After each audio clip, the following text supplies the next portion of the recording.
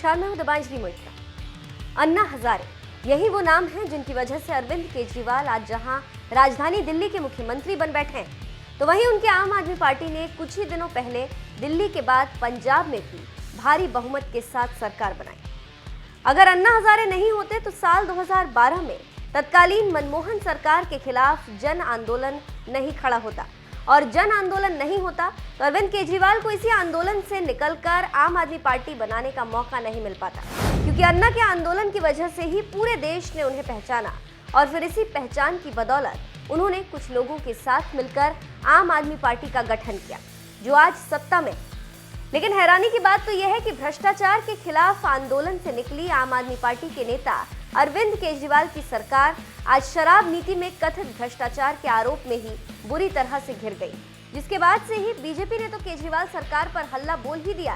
साथ ही अब तो केजरीवाल के सियासी गुरु कहे जाने वाले अन्ना हजारे भी केजरीवाल पर इस कदर भड़क गए हैं कि तंज मारते हुए यहाँ तक कह दिया कि सत्ता का भी नशा होता है।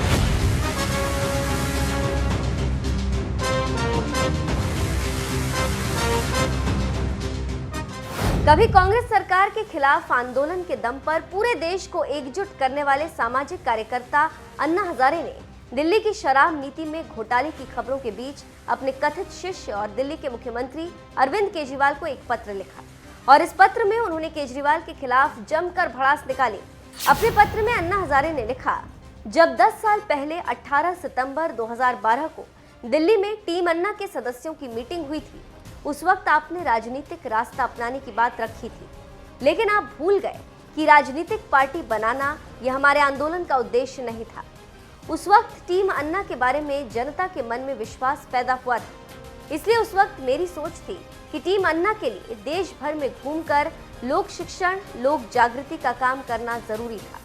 अगर इस दिशा में काम होता तो कहीं पर भी शराब की ऐसी गलत नीति नहीं बनती। दिल्ली सरकार पर शराब नीति में घोटाले का आरोप लगने से अन्ना हजारे इस कदर दुखी नजर आए कि उन्होंने केजरीवाल और मनीष सिसोदिया पर आंदोलन को नुकसान पहुंचाए जाने का आरोप लगाने के साथ ही अपने पत्र में कहा, सरकार किसी भी पार्टी की हो, सरकार को जनहित में काम करने पर मजबूर करने के लिए समान विचारधारा वाले लोगों का एक प्रेशर ग्रुप होना जरूरी था।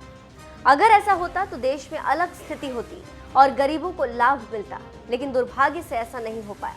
उसके बाद आप, मनीष सिसोदिया और आपके अन्य साथियों ने मिलकर पार्टी बनाई। एक ऐतिहासिक आंदोलन को नुकसान करके जो पार्टी बन गई, वो भी बाकी पार्टियों के रास्ते पर चलने लगी। ये बहुत ही दुख की बात है। अरविंद केजरीवाल को पुराने दिन याद दिलाते हुए अन्ना हजारे ने कहा कि आप हमारे गाँव रालेगण सिद्धि आ चुके हैं। यहाँ आपने शराब, बीड़ी, सिगरेट आदि पर रोक की प्रशंसा की थी। राजनीति में आने से पहले आपने स्वराज नाम से एक किताब लिखी थी। इस पुस्तक में आपने ग्राम सभा, शराब नीति के बारे में बड़ी बड़ी बातें लिखी थी। तब आपसे बहुत उम्मीद थी, लेकिन राजनीति में जाकर मुख्यमंत्री बनने के बाद आप आदर्श विचारधारा को भूल गए। आपकी सरकार ने दिल्ली में नई शराब नीति बनाई, जिसे देखकर ऐसा लगता है कि इससे शराब की बिक्री और उसे पीने को बढ़ावा मिल सकता है। गली गली में शराब की दुकानें खुलवाई जा सकती हैं। इससे भ्रष्टाचार को भी बढ़ावा मिलेगा और ये जनता के हित में नहीं।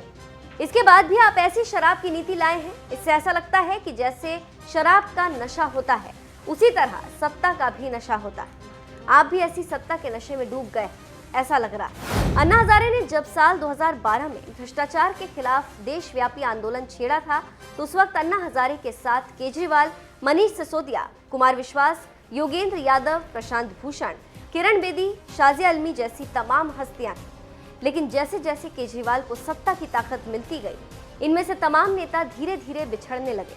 अब सिर्फ मनीष सिसोदिया ही केजरीवाल के साथ बने हुए, जिन्हें दिल्ली सरकार में डिप्टी सीएम की कुर्सी मिली हुई है, और उन्हीं के कंधे पर शिक्षा मंत्रालय से लेकर आबकारी विभाग तक है।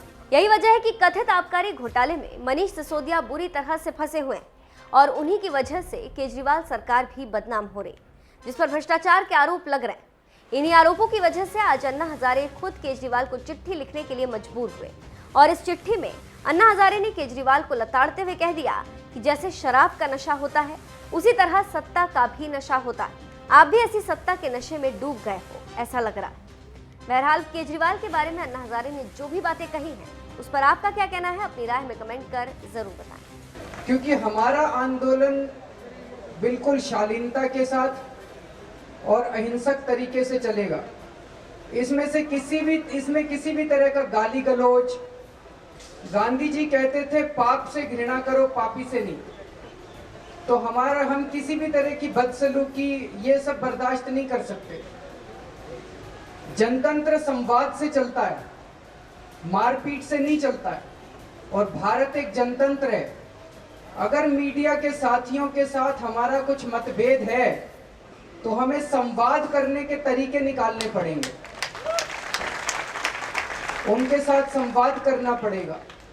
ये सारे लोग पिछले 1 साल से एक तरह से इस आंदोलन का हिस्सा बन गए हैं। जाने पहचाने चेहरे हैं। वो शरद खड़े हैं एनडीटीवी से, रीमा खड़ी हैं आज तक से, और बहुत सारे जाने पहचाने चेहरे हैं। विक्रांत हैं IBN 7 से, आशुतोष हैं सहारा से। ये सारे जाने पहचाने चेहरे हैं, ये आंदोलन का हिस्सा बन चुके हैं, इनका कोई कसूर नहीं है।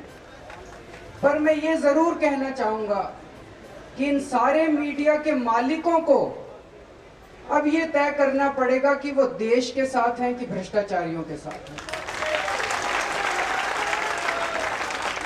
और मेरी आप सब लोगों से ये गुजारिश है कि इनके साथ हाथ जोड़ के बातचीत कीजिए। अगर आपके मन में कुछ प्रश्न हैं, अगर आपको लगता है कोई कहानी गलत दिखाई गई, तो आप इनसे हाथ जोड़ के बातचीत कीजिए, लेकिन बदसलूकी मत कीजिए इनके साथ। इन लोगों का कोई दोष नहीं, इनके साथ बदसलूकी जो है वो गड़बड़ होगी। तो उसके लिए जो कल घटना हुई उसके लिए मैं तहे दिल से माफ़ी मांगता हूँ सब लोगों से।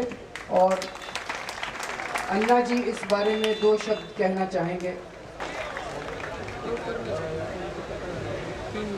मुझे ये सुनकर बड़ा दुख हुआ। रात को यहाँ मीडिया वाले के साथ किसी ने बदतमीजी की, बुरे लफ्ज बोले, मुझे बड़ा दुख हुआ। हम बार बार कह रहे हैं कि ये आंदोलन अहिंसा के मार्ग से चलना चाहिए। हाथापाई की हिंसा तो नहीं होनी चाहिए, लेकिन शब्दों की हिंसा भी नहीं होनी चाहिए। इतना समझना चाहिए इस आंदोलन के लिए,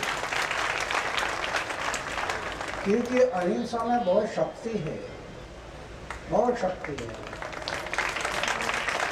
अगर आपने हिंसा किया तो सरकार